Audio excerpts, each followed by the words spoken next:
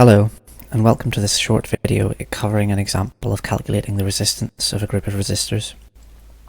There are often enough questions like this where we have to calculate the combined resistance of resistors in series and in parallel.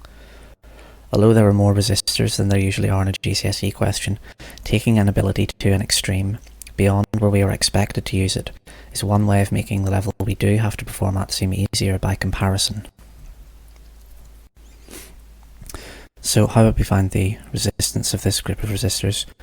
Well, we would first visualize that this group here with resistors of resistance 1, 2 and 3 ohms is acting as a group, and we can visualize that in fact as a single resistor, and we need to use the formula for the resistance of a group of resistors connected in parallel to calculate that.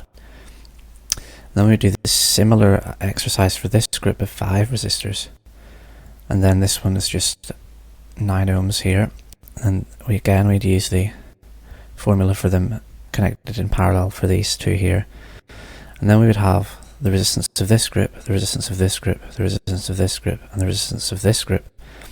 We could connect those using the rule for combining resistances in series, which is simply to add them. And here we have the formula for the resistors in parallel. 1 over the total resistance, which is what we want to find, equals 1 over the resistance of the first resistor, plus 1 over the resistance of the second resistor, plus 1 over the resistance of the third resistor, all the way along to the nth or last resistor. So let's apply this to this clump here.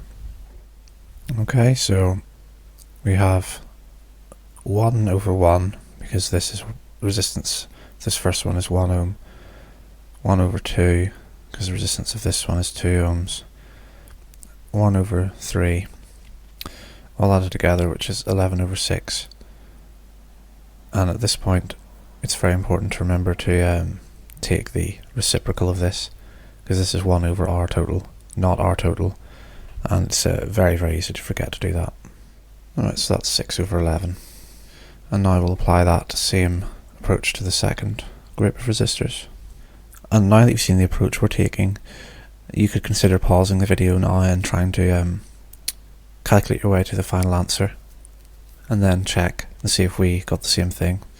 Okay, so that comes out to be 1.13 ohms, and now we have to calculate the resistance of that final group here, and that is 5.23 ohms.